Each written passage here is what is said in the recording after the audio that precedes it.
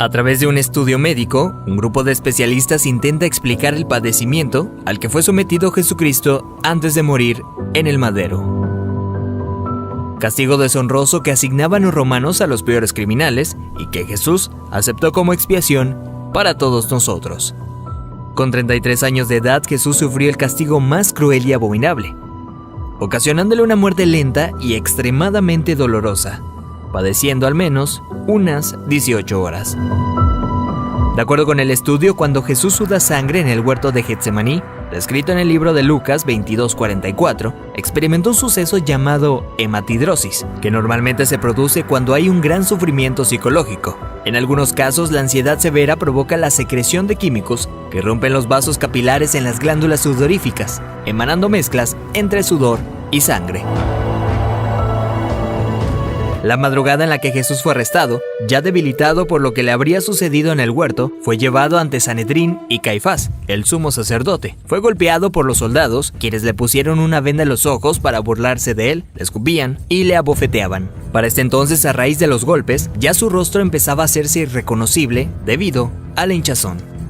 Los azotes que Cristo recibió de los romanos eran a causa de otro término terriblemente brutal. El látigo que utilizaban los soldados estaba compuesto por tiras de cuero trenzado con esferas de metal entretejidas. Cuando este impactaba contra la carne, provocaba severos moretones y contusiones, mismas que se abrían con los demás golpes. No contentos con esto, el artefacto con el que se flageló a Jesucristo también tenía pedazos de hueso afilado, provocando además cortadas profundas mientras lo golpeaban. De acuerdo con estudios realizados por historiadores forenses, con frecuencia, quienes eran flagelados con este tipo de látigos llegan a tener exposición de la espina dorsal debido al desgarramiento de la espalda, pues los golpes iban desde los hombros, pasando por la espalda y las piernas, hasta llegar a los muslos, produciendo que la carne del individuo cuelgue en forma de tiras. Mientras sucedía, en el interior de la persona, en este caso Jesucristo, se experimenta un dolor tan grande que debió llevarlo a una conmoción hipovolémica, es decir, que la persona a raíz de la gran pérdida de sangre sufre de taquicardia, pues el corazón acelera su ritmo intentando bombear una sangre que ya no existe, lo que a su vez conlleva una baja presión sanguínea, dando paso a la pérdida de la conciencia.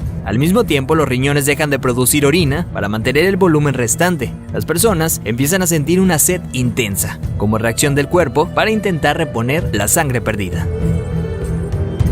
Para este entonces, Jesús estaba tan débil que caminar debió ser extremadamente difícil. Aún así, tuvo que cargar el pesado madero de aproximadamente 75 kilogramos hacia el lugar de su ejecución.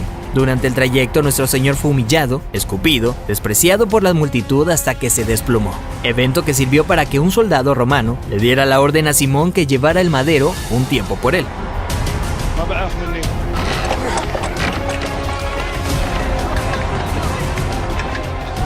Luego de ello, Jesús dice tener sed y le dan un trago de vinagre.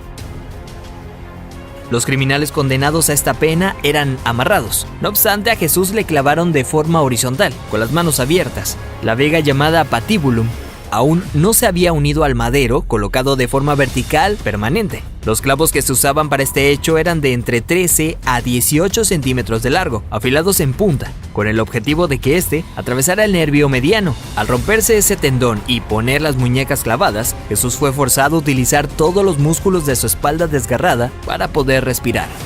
Ya colgado, casi sin poder respirar, al clavarle los pies en el madero, triturando los nervios de los pies, debió haber sufrido dislocación de los hombros, situación que se confirma en el Salmo 22:14, cuando dice: «Dislocados están todos mis huesos».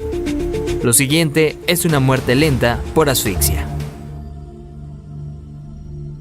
Conforme se iba disminuyendo la frecuencia respiratoria de Jesús, entra en lo que se llama acidosis respiratoria. Dicho en otras palabras, es cuando el dióxido de carbono de la sangre se disuelve con el ácido carbónico, lo cual produce un aumento notable en la acidez de la sangre, lo que lleva a que el pulso sea irregular. De hecho, al sentir su corazón latir de forma errática, hubiera sido un indicador claro para Jesucristo que estaba a punto de morir. Y es entonces cuando probablemente pudo haber pronunciado aquella frase: «Padre, en tus manos encomiendo mi espíritu», para después morir de un paro cardíaco.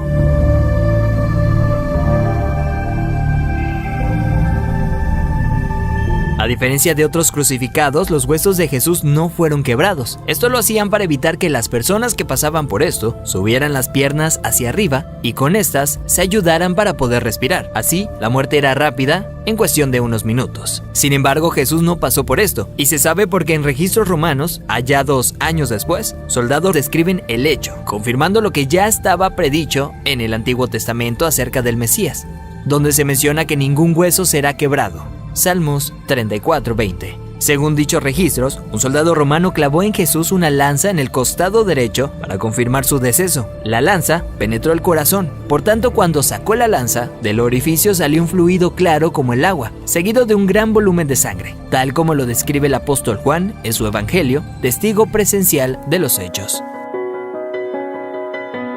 De acuerdo con la medicina, está más que evidenciado el sufrimiento que Jesús fue sometido siendo inocente. Esto es lo que sufrió el Hijo del Hombre para que tú y yo tengamos acceso al Padre y seamos perdonados. Veracidad News.